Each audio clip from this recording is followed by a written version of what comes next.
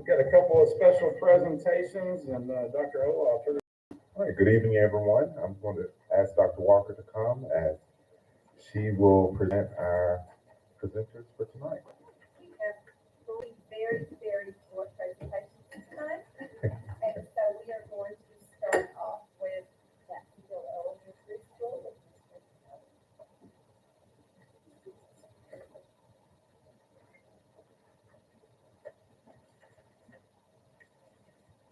Good evening, everyone. Good evening. Good evening.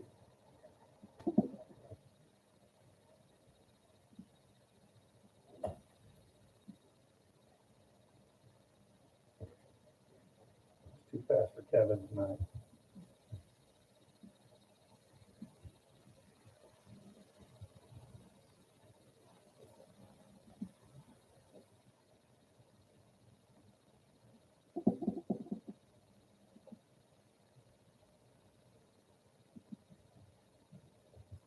All right, so this is our JNPSD end of the year data snapshot. As you can see, most of our scholars are still in need of support, but we are making great strides at JNPSD. We are moving more scholars towards ready and exceeding. And that's our end of the year reading data. Our instructional facilitators have begun grade walks, and grade stands for goals, reading strategies, activity engagement, scholar discourse, evaluating instruction, scaffolding, and classroom culture. So they work closely with our teachers on these things as a means of closing the achievement gap. So in some of their grades walks, they looked at the learning targets in the classroom, if those learning targets were being stated, if at least 3 scholars knew the learning target during the lesson, and then the teacher is tracking the target over time as he's teaching the lesson. So that was from walkthroughs in January. As you can see, our data improved in those walkthroughs in March, and so we are very, very proud of that. This is our growth from beginning of the year to the end of the year. Kindergarten grew by 75%, first grade 79%, second grade 72%. And we have a little work to do with our third, fourth, and fifth grade scholars. Third, 45%, fourth grade 42%, and fifth grade 51%. So we're going to work on some tier 1 instructional practices for our teachers, our small group professional development for our teachers, and just an increase in our collaborative team efforts next school year. Also, our instructional facilitators will be back in the building full time, so our teachers will have that additional support from our instructional facilitators. And then we split up our time times next school year and our master schedule to ensure that we can have all hands on deck at different times throughout the day. And so at the end of the year, our last CTM, which was last Wednesday, we had our teachers do a gap analysis over their beginning of the year and end of the year data. And they each team created their current realities, and they created new SMART goals and next steps on what they can do to close the achievement gap next week. Mr. Howard, what does CTM stand for? Collaborative team. Sorry. Thank you, sir. Any questions? So does that mean we're going to have ifs and dedicated to every school instead of ifs floating between schools? No. That's what I'm assuming that is so. Well, we've always had instructional facilitators. They've always been in the building. They've just on certain days? Well, no, they've been in buildings all year. They've been supervised by a curriculum team.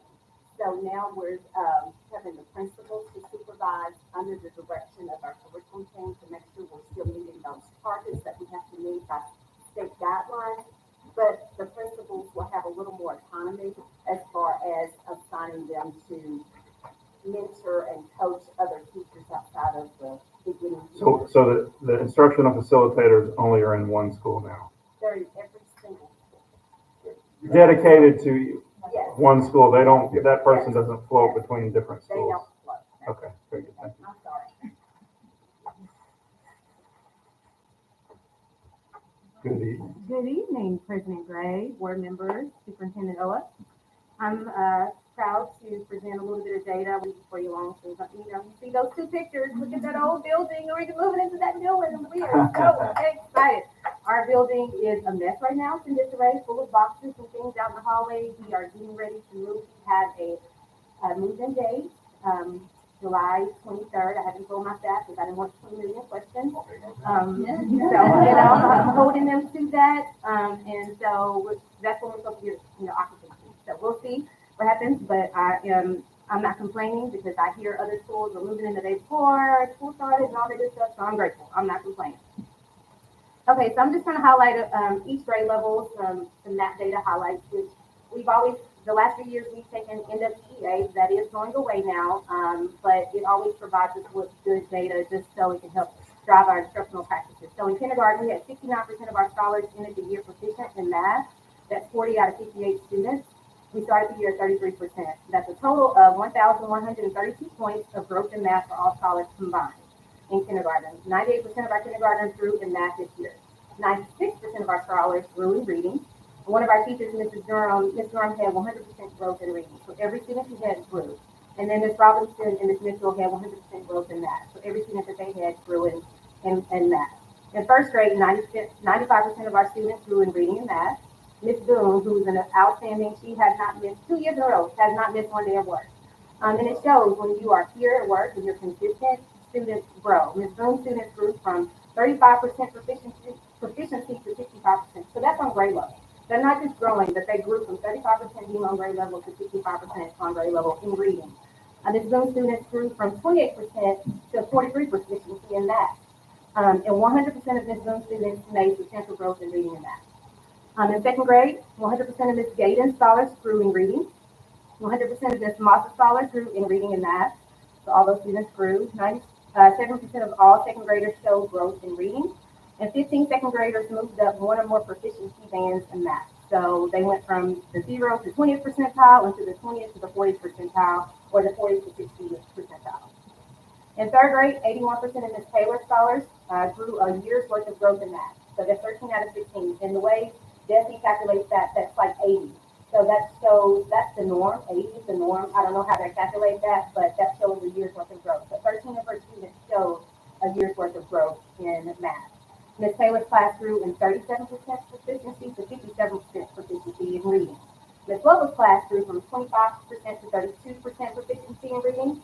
98% of scholars grew in reading, 50 out of 51 in third grade. 96% of the scholars grew in math, that's 49 out of 51. And as a whole, third graders grew in proficiency from 33 to 41%. So we're moving scholars along. You know, they're growing, but we need them to be on grade level and beyond. In fourth grade, we had 100% of our scholars grew in math. 95% grew in reading.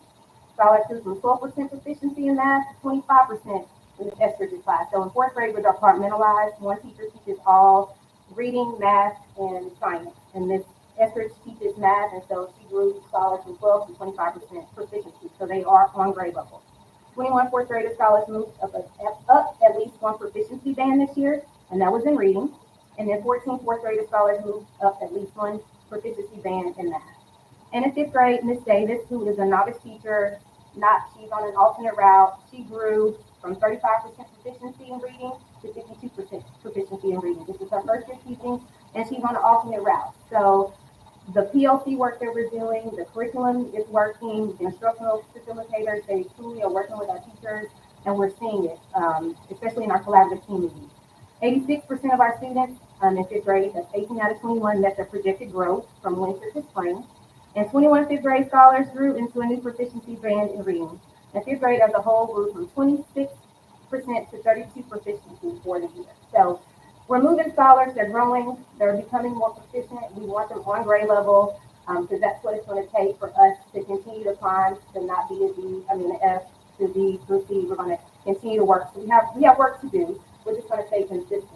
And I'm grateful for that because most of my teachers are returning. So just a few celebrations. We moved into our new facility this summer. We're excited about that. Merle Taylor, we have applied to be a promising practice PLC school. So because of the work we worked with Solution Tree, we applied to be a promising practice school. We don't have 3 years of data yet, so we couldn't apply to be a PLC school officially. We are just promising that we're continuing to work. And we no longer have Solution Tree, but as a district, we will sustain the work that we worked on these last 2 years or 3 years. We've also applied to become an Abbott Elementary School. So Abbott with advancement via individual determination, we applied for that as well because we have 3 years of doing that work. I have 95% of certified teacher retention. So I retained most of my teachers. I had 2 that are going out doing other things, leaving the profession, and I've also got some more teachers that I had to hire because of numbers. So that's not a bad thing at all. And then 5 out of our 7 scholars placed at the district chess tournament, and so we were excited about that. And 2 of our GT scholars won first and second place at the time unit. So we're excited. Great job. This is our last presentation of, we started Jacksonville Reads. It's been about over a year now. And so we're going to do a short presentation on Jacksonville Reads. And I'm going to ask Dr. Picard and Ms. Darrington to join me. And so Dr. Picard will get us started. I'm going to literally do her right hand. She's going to be my right hand. So we'll have I'm not very coordinated with my life. So Jacksonville Reads was started over a year ago with the goal of impacting things that happened outside of school day. So it's 3rd to 5 years old, after 18 years old. Dr. Picard, could I ask you to speak into the mic? Okay. Or before and after school or during the summer. So it's anything that's not during the school day, and we have our community partners that are helping us with that. So goal number 1 is to promote adult literacy, and here's the things that we've done to do that. We had our beginner English class, which is when we have our English speakers, our second language English speakers here at every Tuesday night at Pinewood and do English classes for them. All of those came back again this year. We added a second cohort to volunteers and partners, and we had 23 new families, new adults come to our English classes. So we have a campaign to pair partners for our adult literacy needs, which basically means we have a running video that you see sometimes on Facebook, and it says, if you can't read and you'd like to read, come see us, call this number, we'll keep it confidential. And when they do, I have a list of volunteers, and they come in, they pick a book that they want to read to their child at night as their goal. And then I pair them up with an adult partner in the community, and they meet quietly and confidentially in some of our rooms and go through their literacy lessons. And we have one that's reading their child book at the end of the school year, so for their bedtime story. So that's a big celebration for us. We also have been doing a lot of work with our expelled scholars, making sure that once they are expelled, they're not just gone in the wind, but we bring them back here and come here and get enrolled in classes, and we are diligent about contacting them every week. We have Miss Bennett on that, and she has a lot of tough love in her. And you can hear those conversations often. And then we all have some that we call and say, hey, you're not doing your classes, you need to be doing that. So our expelled scholars, we even had one graduate this year as they were expelled, so they know that once they're expelled, their life's not over. They can come back if they choose to. And so our next step is we're working on DG programs and more literature for our ESOL scholars for home libraries and more sponsors and volunteers for our English classes. That is our fastest growing population. It has almost tripled this year alone. So, and then this was our graduating class of English speakers of our parents this year on the last night of graduation, and their scholars presented them with their English speaking level 2 certificates, and it was an exciting time. And I have the birth to 3, or birth to 5, population. And our big push for this year was to get a good team together. That was a challenge. But we were able to do that, and our focus is to get books in the hands of our youngest and future scholars. That's my grandbaby. So we had a really good participation at our literacy night with the district. We had the duck table with the stuff that Mr. Lester had to vacuum up, and it was not popular, but he has forgiven me for that. But we've got a good team together, and that was our first thing. Our next steps is we want to get involved with our incoming kindergartners and push down from that. And we're going to set our calendar in the fall with our team to get some good activities scheduled next year, get into some pediatrician's offices, get into some daycares, and get books in the hands of our youngest future titans, and work hopefully with our pre-K. Our pre-K does a good job of getting books in their hands, but there's kids beyond our pre-K walls that we want to reach and make sure that we're getting books in their hands. So that's the stuff. And so our last one is Go Reads. That's the one that I have, and it's just basically promoting reading before and after school, and then for our summer. So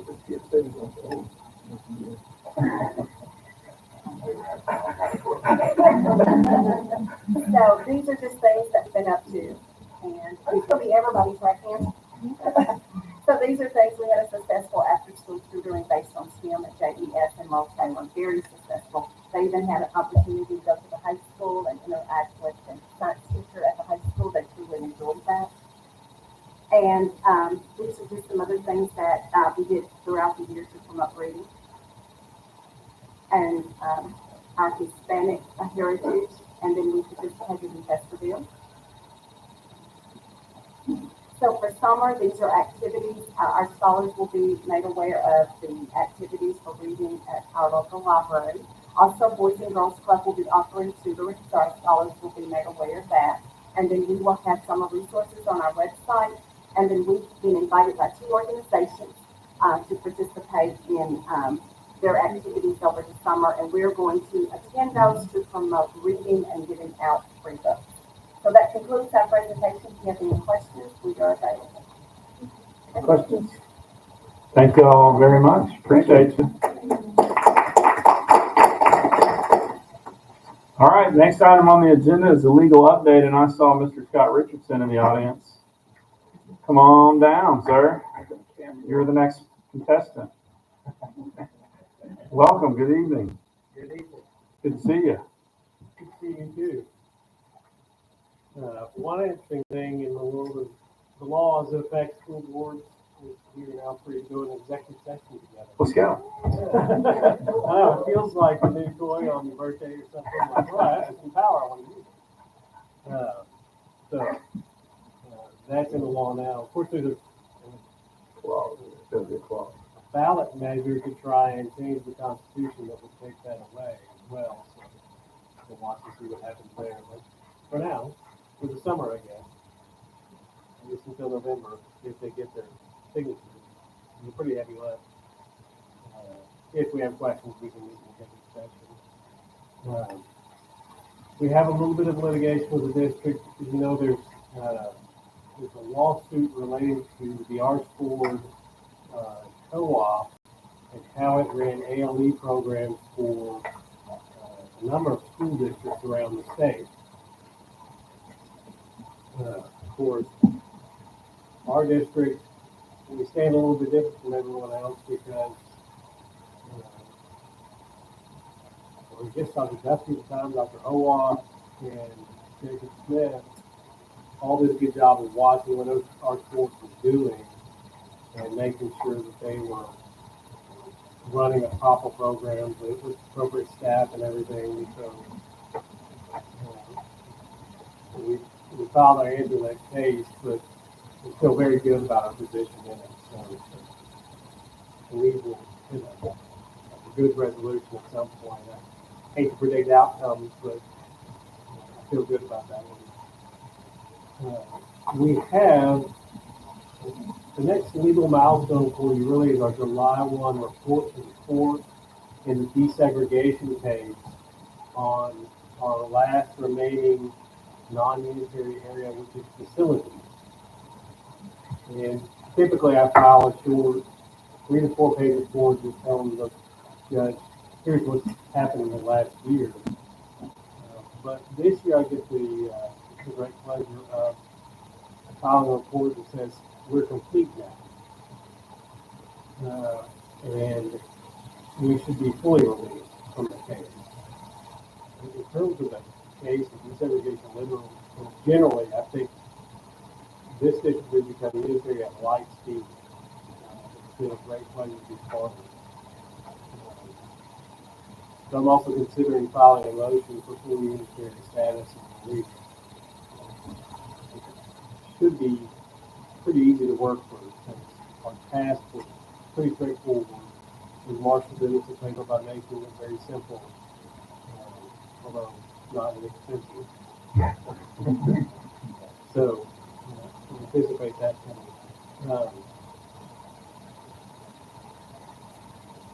one of them is a little stupid. The lefty in my side, you know, the one of them. Unless you have any questions, that's my update. Any questions for Mr. Richardson? Good to see you. Thank you, sir. Good to see you as always. We appreciate you very much. Thank you for all your work. Yes, sir. All right, facilities update. I see Matthew.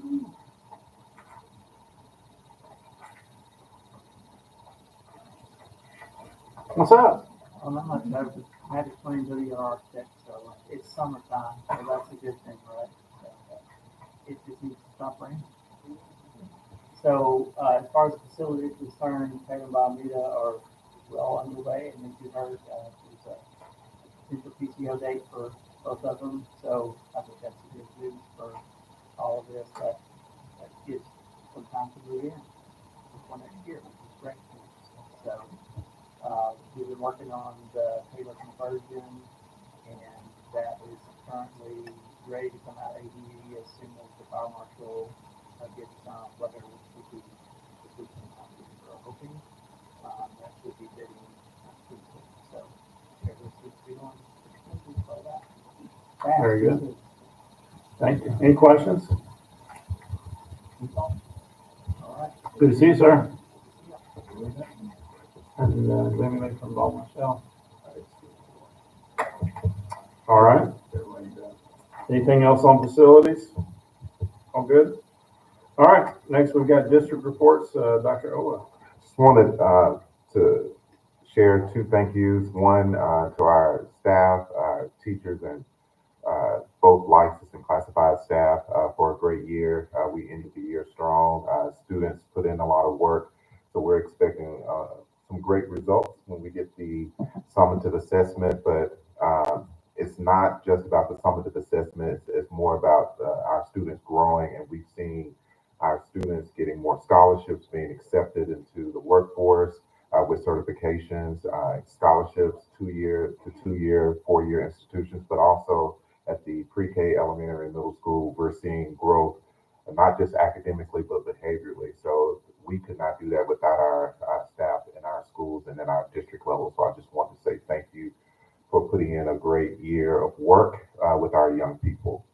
The last thank you is a personal thank you. I just wanted to say thank you on behalf of my family and myself for the love and support that I received from my district. My family was overjoyed with all the acts of kindness. And so just wanted to say thank you and that ask that you continue to keep us in your thoughts and prayers. And that concludes my presentation. Sir. Next, we've got some PPC reports. Do we have anybody from PPC here? That's Ms. Donna and Mr. Lawrence.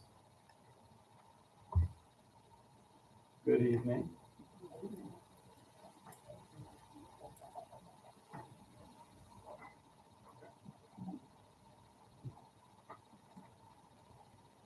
Hello, everyone. I'm Donna Davis Myers.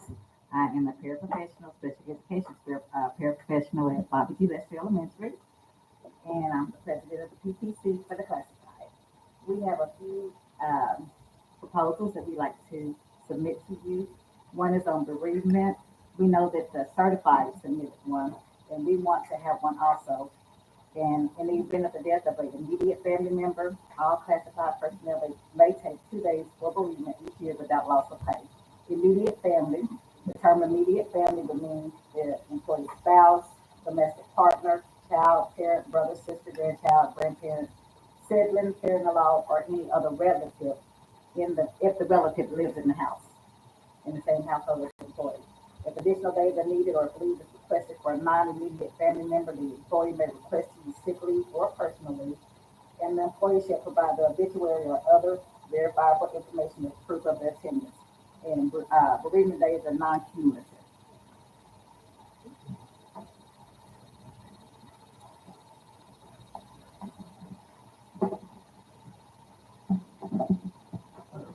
How you doing? I'm Lawrence Hendricks. I represent maintenance and custodians. I want to talk to you about the 60-day probationary period. We're asking that you remove it because there's a lot of gray areas in this policy that were brought to my attention that a lot of the employees are not agreeing about, and I want to share this with you. For like the probationary period. Upon hiring, the employees are told that there are temps and there are probation, they're on 60-day probationary period, which they're fine with. But the problem is with this is as they're working and their time expires and it goes beyond the 60 days, they're not getting a contract. They're not getting the explanation of why they're not getting a contract. And when they're asked why they're not getting a contract, sometimes they don't get a response or a written response. And then when they finally do get a response, they're being told that you cannot get a contract unless the position is available. So that right there, they're saying though that they didn't agree upon that. They didn't understand that part. And they're looking like, well, I wasn't told that in the interview. I was told the 60 days. I was not told that this was going to be a position where I have to wait until the position comes available. To them, it makes it look like they're being picked for a job or not being straightforward in the beginning. And so they're looking like, well, now I'm faced with a tough decision. Do I stay or do I go? And so with this policy, it's making it hard on them because not only are they on probationary period during this time, if they're waiting longer than the probationary period, they're missing their benefits. So if it snows, they don't get paid. If it's holiday season or during holidays, Thanksgiving, Christmas or spring break, they don't get paid. They're missing all the benefits that we're receiving as contract employees that they're not getting. So they have to ask, can we work on these days? Is it possible to work on days? And some days they're allowed and sometimes they're not allowed. But with this, there's also a lot of but also gray areas that also they're seeing where people come through the door and got a contract. Some who didn't get a contract that was already here longer than 160, longer than 60 days, that they're getting a contract coming through the door. Some are not. They've been here long enough. They're asking, well, how come that person got a contract? How come I didn't get a contract? And so they're saying that's not fair. I've been here long enough. I would like to receive a contract. And to them, to us, it's a big deal that they get a contract. And we're just asking that everybody get treated the same. Everybody get treated fairly. With the contract, without the contract. And this policy right here is showing that whether if you're a man or a woman who decides on getting a contract, and it's left up to the director on who decided who gets the contract. And we feel like it should be left up to HR or who decides on who should get a contract after the 60-day probation period.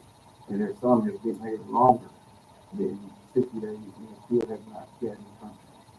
And we're just asking that you remove this to help those who need a contract to be fair with everybody else who has a contract that's here in the district and is able to get the benefits that we have and they can be a part of Jacksonville on the same level that we have when it comes down to this policy. Thank you. I see that we've got 6 different items to talk about. So It's only 5. The vacation and the sick leave are the same. okay. We'll cover those other policies. Yes.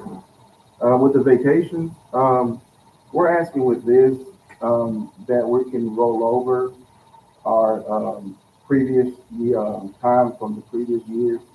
Right now, we're able to roll over 5 days, but we're asking that we can roll over the existing days that we have that's left on our that we have left over.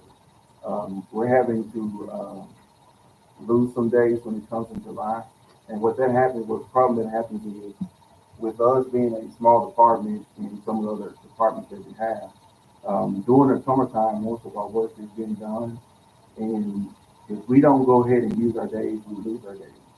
And so we're asking for a little bit more wiggle room so we don't have to be so pressed to use it in July. We can use it throughout the school year. And not only that, that we're not cutting it in July and December, which is going to roll over to July 1 and having to cut there at least. And we're asking us to roll over up to 24 days instead of up to what we have it is now. So we're just asking a little bit more wiggle room when it comes down to this. And we can have it also where if you got a whole department that has to cook their time, it's critical. Then everybody having to take their time off during the month of June before July, and it hurts us sometimes, and not only maintenance but other 244 that they're needed to be at work. And some positions, not everybody's able to do that person's job that's important for them to be at work. So we're just asking for a little bit more time on them to be able to roll over their time. And then, Your key and access card policy, it's already in place. It's something that they're already doing in the district. It's the part in red at the bottom was just taken off of the form that's in your packet. This is something that they do at the schools already, but we just wanted to put it into policy. If you lose the key and the amount of the key, and we also bought how much the key is because they wanted to charge $10, but each individual key as of today is $24 each. So we put $25 in for a lost key. And we just wanted to make it a policy. And make sure that maintenance gets the funds for the key. Because from what we understand, when the schools collect the money for the keys, they just keep the money for the keys. So I feel like it should go to maintenance instead of paying for the keys. And then the tuition reimbursement for classified personnel, it's the same as the teachers, except for it's for classified. We just want to be able to go to school, get a degree, or better ourselves in our field, and then we get reimbursed. Thank you. Do we have any, does that cover all those policies? Yes, sir. Dr. O, do we have a response or Yes. input from administration? We have a few directors, HR Director, Ms. Logan, Mr. Stallmaker, and Mr. Walker would like to also provide some input. And as Mrs. Logan is coming forward, I don't want to take away from what she was saying, but I did share with the PPC leads that right now with the tuition reimbursement, those funds are coming out of Title II funds, and I told them I would follow up on to see if classified could also receive those funds, because right now it's about 40,000, and we have a committee that reviews and approves those applications for tuition reimbursement. So right now, the federal law only allows, because Title II funds are federal funds, only allow for support staff to receive funds to become educators. So if we have paraprofessionals or clerical staff who would like to work toward becoming a teacher, or if they're paraprofessionals going to training to provide more instructional support, we could use those funds. But those are only available, those are only the sanctioned or approved ways to use Title II funds currently. I want to share that, Ms. Logan. I just had a couple of notes to think about if you approve the policy. So the first one on the bereavement policy, their definition of immediate family, and this really goes back to, I know the last school board meeting, we approved the licensed bereavement policy as well. When we're writing policies, there's one definition under FMLA that's consistent in our policy now. That's the definition for immediate family. And for offices like finance and HR, we would love for those to stay consistent because it becomes difficult when we have different situations. We have to remember to go back to policy and say who fits this category and who fits this situation. And that gets really cumbersome to remember, like, oh, this definition for this particular situation is different than this situation. So to have those terminologies be consistent would be awesome. So the definition that we have currently in our policy for FMLA and for the SIC policy for both classified and licensed, The verbiage is employee, spouse, child, parent, or any other relative, provided that the relative lives in the same household as the employee. So again, that's just a suggestion if you approve the policy, just to be consistent with terminology. Let's see. For just an HR perspective for the 60-day probationary period, I just will say the district does a great job of using the progressive discipline process for any employee. So if any employee that's on contract with us or that's a substitute with us, whatever the case, when they start having excessive absences, we have a policy for excessive absence. So we don't necessarily need to have somebody on a 60-day probationary period because we have an attendance policy that tells us exactly how to address attendance issues.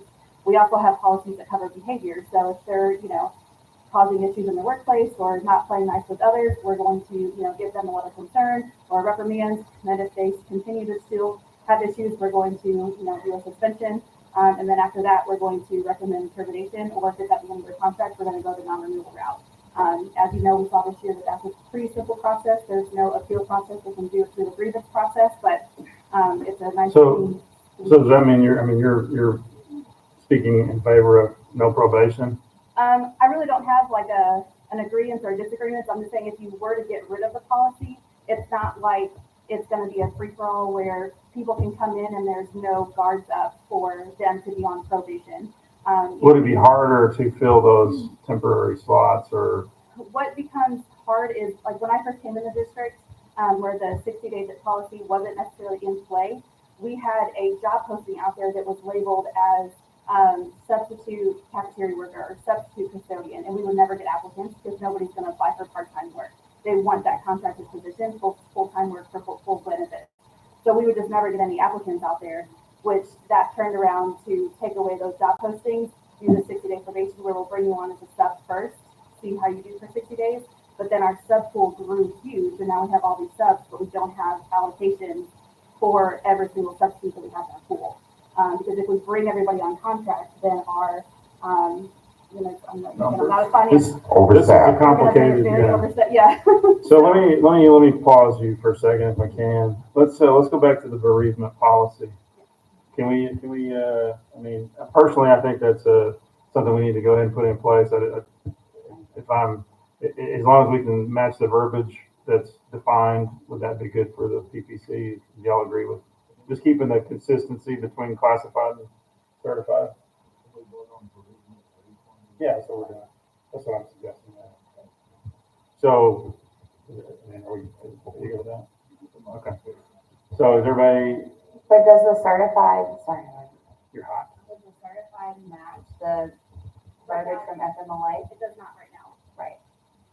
So why don't we do this? Can you bring us a revised policy for bereavement for both certified and classified into next month that match, that everybody's comfortable with, both PPC and administration, and let's put that in place. Y'all go with that? Okay. All right. So, all right. Let's jump over the 60-day probation period. Which one did you want to talk about next, Ms. Erica? So my only thing with vacation is just how it's written. If we can be consistent in using days and hours. As a district, we've moved over everybody to hours. So let's just take out the days and turn everything to hours. So that way, just the language is consistent with what we're currently doing as a district. Can y'all like sell your hours or your days back? Like if you don't use them, can I just turn them in and get paid for them? Is that not a thing? Sick bank. There is a policy that after 3 years and after 5 years and they're over 90 days, you can the district will buy back those sick days at a prorate. But how many days can y'all carry over now? 5 days? How many vacation days do you get a year? 12? And you can carry over 5, but up to how many? Can you have like a maximum amount if you've been here 20 years? You can't. So you can only have 15 hours or 15 days maximum vacation in your bank. And if you've got 15 days and you didn't take your vacation, you're just losing out. So everybody's trying to get that in July or 15, it comes around, you can keep 5, but you lose 2. Yeah, that don't seem right. That don't seem fair. So I think we all see the problem there, but what's the best way to fix it where everybody's happy? Both sides. I think what Mrs. Logan is saying and what I shared with the PPC team was that I'm actually fine with them carrying over 12 because part of the policy is that they have to use those 12 that they carry over before June 30th of that year. And so this also incentivizes, it supports the district because, like Mr. Lawrence said, a lot of our classified members who are working during the summer, and even our licensed team members who are 12 months, a lot of our work happens during the summer. And now they're not being forced to take off those times. Now, they know I always encourage them, they need to take time off. Everyone needs to take time off.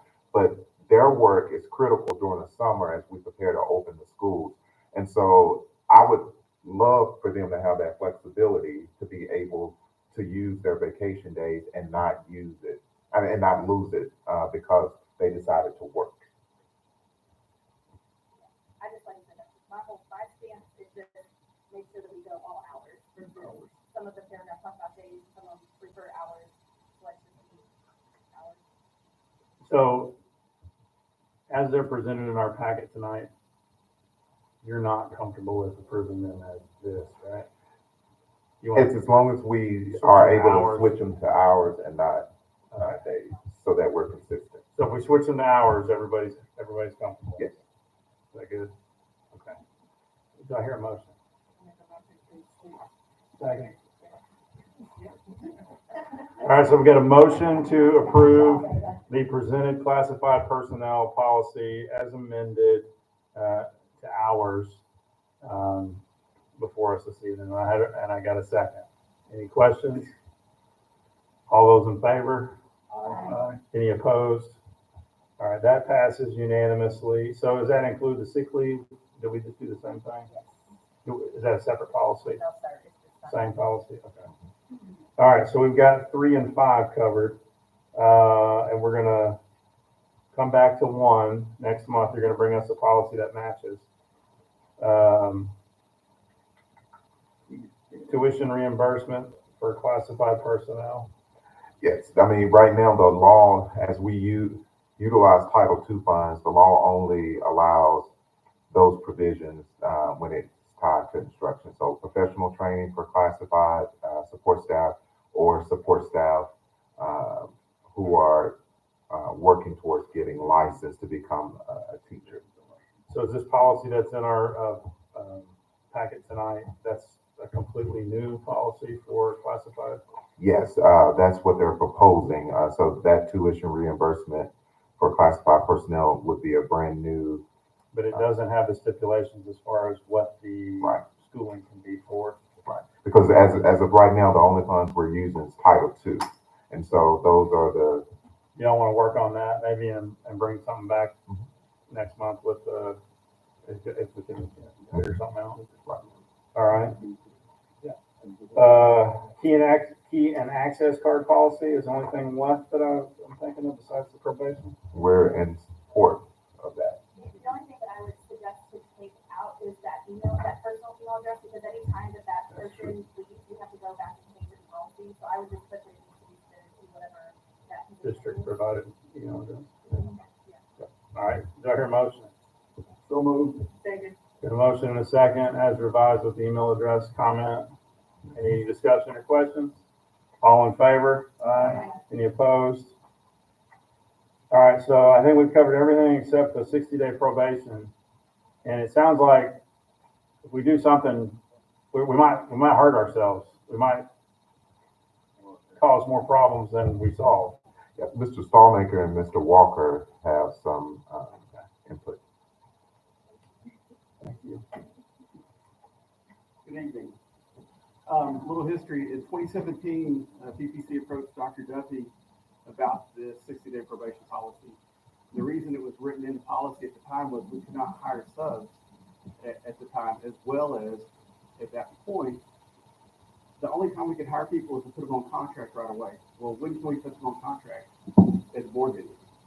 So when do we have to have our agenda in for the board meetings? 2 weeks before, correct? So potentially you're looking at 6 weeks for me to hire somebody in food service and put them on payroll so they'll work. At that level of a wage, we couldn't get anybody. We can't find people to wait 6 weeks to get on contract and have a job. That's the whole reason that we approached PPC back in 2017 for this, and I think it was passed in March of 2018. So that's the biggest reason that as food service that we push this. I know in transportation was the same way. We want to make sure these people can really drive. We can hire them in, wait the top 6 weeks to get them in, but then they can't drive. They might have told a lie, maybe not as well as they thought they were, but we found out they couldn't drive, but they're on contract. Because at that time, we had to wait for them to be on contract before we could start them. And then the same thing happened with custodial, with Sonic Group. We get these people in and we couldn't hire them for 6 weeks. When you're making level 0 on that pay scale, they're not going to wait 6 weeks to come work. They need a job now. These people have to work now. And I think if we lose this policy, we'll go back to the same thing. You'll be putting me in the 6 week possibility of not being able to hire somebody, and that would kill my department. I can't wait 6 weeks to put somebody in there to serve food or cook. And that's why I'm against it. Now, from what they're saying, I agree for the most part. We need to get these people in, get them contracted, but we have to do it in a way where it's easier for you. Gotcha. So that's what I have. Mr. Stalmaker, It's the same thing. I mean, ditto. if I hired somebody tomorrow, they'd have to wait 4 weeks to put on a contract. And yes, and Eric is 100% correct. There was some jobs that said drug custodians and such. And they were told when they were hired that they were hired as a sub. They were on at least a 60-day probationary period. And we've had an overflow of subs and people that we've hired. And I don't have that many contracts to put them on contract. But I would rather hire them and get them on the work. Well, See if I can put them on contract later. it seems like deleting this completely is not an option, but also I can understand the concerns that PPC is bringing. So, I mean, what do y'all? I have a question. Oh, these are so loud. I have a question, and forgive my ignorance, because I'm just going to be the dumb person here. When we hire them and they're on a 60-day probation, and then we can't put them on a contract in 60 days, aren't they doing the job that we need to fill? So why in 60 days is suddenly that job position not available? That's where I kind of got confused. I don't have that many contracts to put them on contract. If there is a job available for contracts that I can put them on, Okay, put them on. okay, so They how, were hired as a sub. I think we have some different buildings, we have a 2-week gap. thank you, that's what I need We have somebody a to 2-week explain. gap before, they're gonna be gone for a month. Many of our, custodians are, many of our custodians, have homes in Mexico. And they go home, they use everything they have to go home for a month. And, we've gotta have somebody in that position, so. In talking to PPC and Dr. Owa, I think where the breakdown possibly is as far as them not understanding, because they do go through a sub-orientation, and that's what it's called. And when we bring them in, they're explained everything. I think 2 or 3 of them, it may be a language barrier that was not there.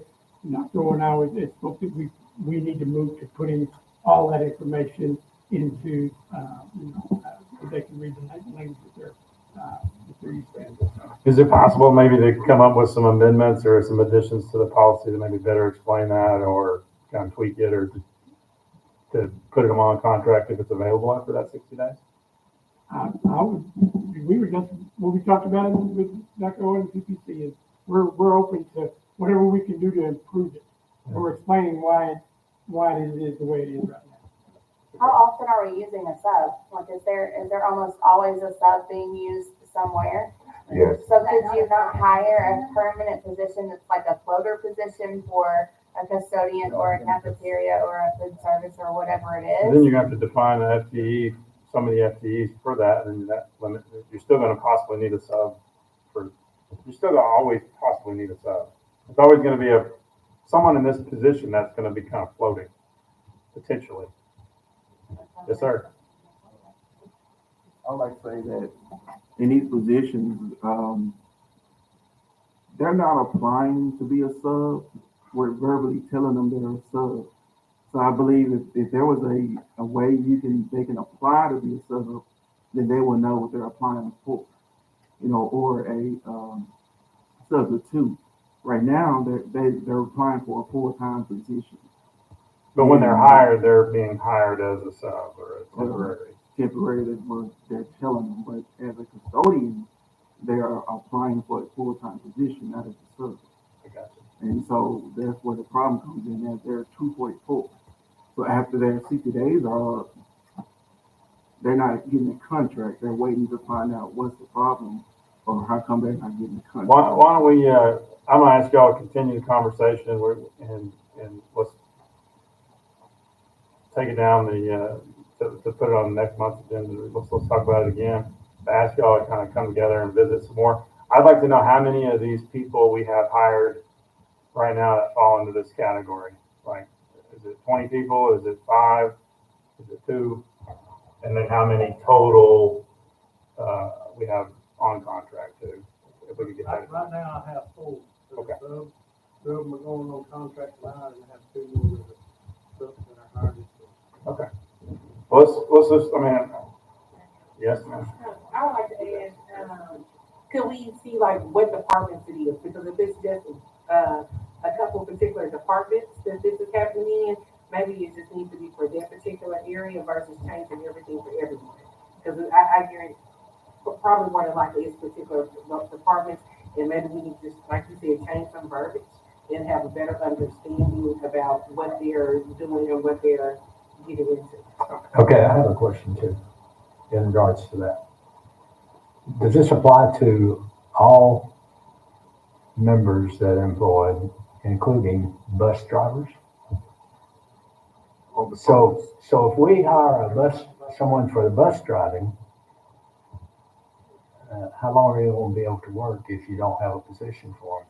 You're hiring them as a sub, is that correct? And we use subs every day. For bus drivers? Yes, sir. I happen to have driven for a BB school district and I was never a sub. Yeah, subs every day.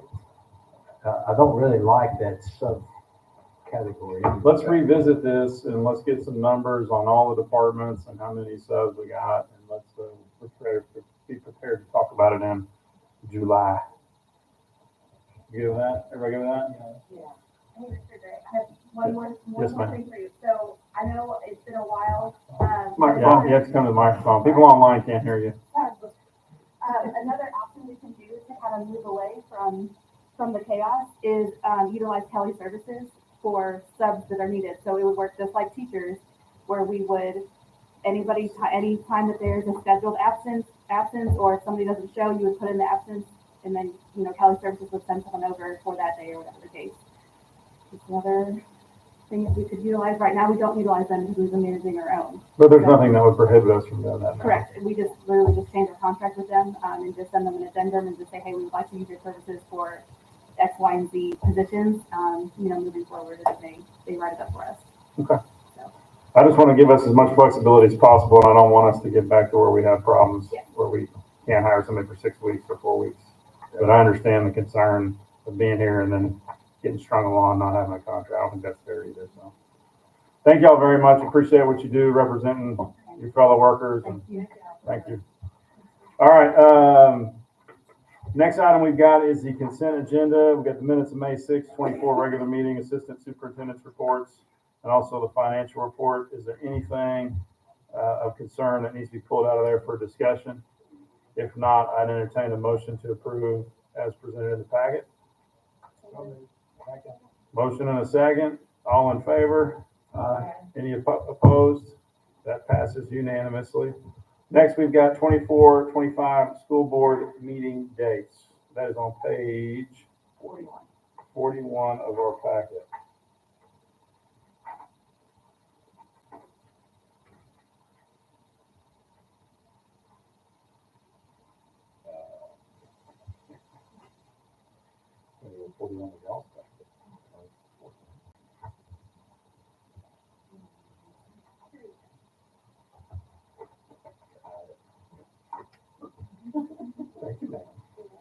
Okay. Any questions on any of that?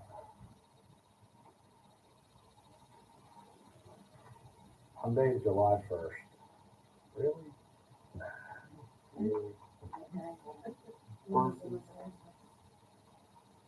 I'm gonna vote for July 8th.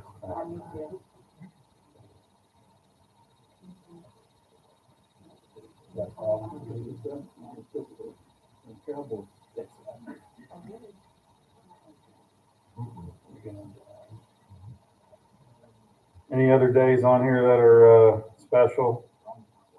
January 13th is probably good.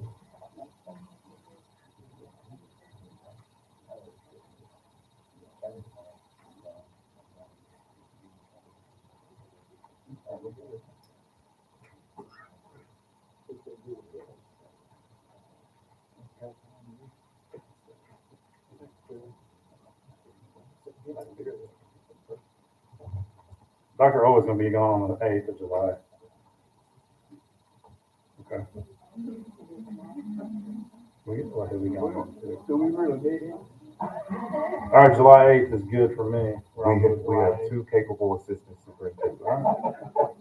So, You want to change any more when you got These all look, I mean, September I see is because of Labor Day. yes, sir. January because of New Year's. Mhm. Everything else is first Monday of the month. And we can always adjust it in case of emergency or whatever. Okay.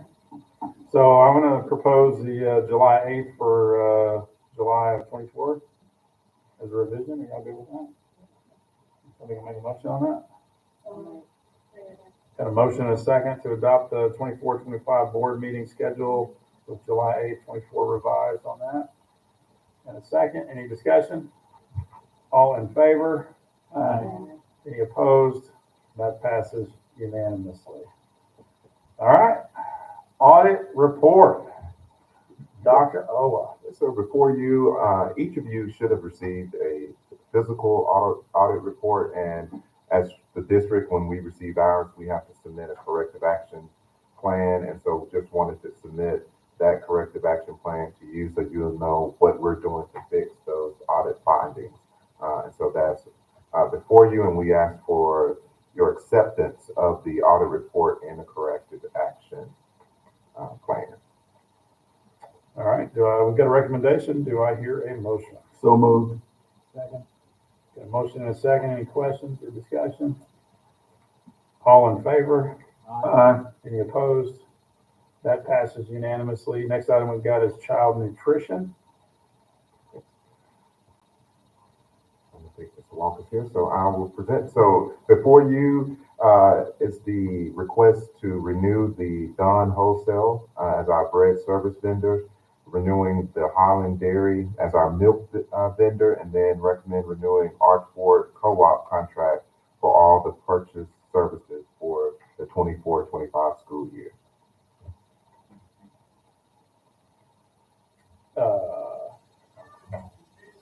Okay, we've got a recommendation, and you need to recuse yourself. Okay. I mean, I can, do I need to leave?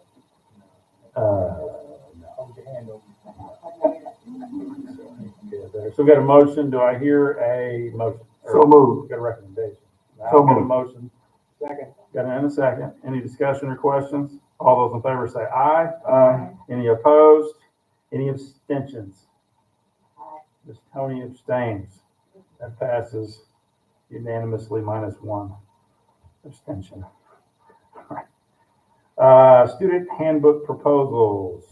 Yes, you have the proposal before you. There's no action required. We just have it in there for your 30-day review so that when we return in July, if you have any questions, we can answer those at that time.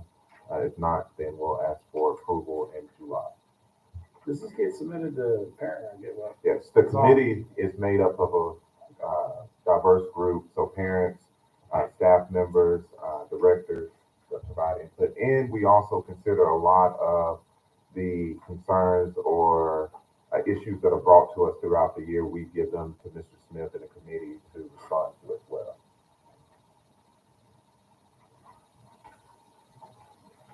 All right. Any other questions on that before we move on to legal transfers? Page 88, we've got legal transfers. Dr. Owen? As before you, it states non-request, but there are actually 8, 6, and 7 are the same request. Request number 1, we have a request for a scholar to transfer out of Jacksonville, North Pulaski to Cabot. Request 2, scholar out of Jacksonville, North Pulaski to Cabot. And same for request number 3. And I also want to say this, these are individuals who, if you've read their applications, have already attended Cabot School and they may have moved, or there's a guardian issue, so a grandparent may live in Cabot and they need to have that coverage after school. And so, and also some are renewing their legal requests that they've had this year. So I just wanted to be clear on that. Request number 4 is 1 scholar out of Cabot School District to Jacksonville North Pulaski School District. Request number 5, a scholar out of JNPSD to Cabot School District. As stated, requests 6 and 7 are the same, requesting 1 scholar out of the Jacksonville School District to Cabot School District. And then request 8, 2 scholars out of Jacksonville North Pulaski to Cabot School District. And then request number 9, 2 scholars out of Jacksonville North Pulaski School District to Cabot School District. The administration recommends approval of these legal transfers. All right, we've got a recommendation. Do I hear a motion? So moved. Motion and a second. Is there anybody that would like to speak in opposition to that? Correct. Where are they coming out of? Are you speaking in opposition? That's the 6 and 7 are the same, so that's coming out of it's really 7 coming out of Jacksonville North Pulaski School District going to Cabot. The 6 says in the school district. Yes. And 2 there. Right, that was a typo. So Okay, it's no, yes, I was ma'am. just making Yeah, sure. that I was appreciate it. right. Okay. Yeah. Nobody wants to speak in opposition to this? Okay. All those in favor? Any opposed? That passes unanimously. All right, 25-26 conversion charter. Yes, so as we look at how to provide a vast instructional option or many instructional options for our young people, the team looked at our current alternative learning environment setup. And so we're proposing to have a district conversion charter, which means it's in-house, in district, still ran by Jacksonville, still Jacksonville North Pulaski schools, but it gives us the opportunity with this charter to provide more instructional options to our students who would be enrolled in that. For example, we would have placement programs, which how we traditionally do our ALE program. We would have the hybrid model, which we call Hub, and then we'll have the virtual curriculum.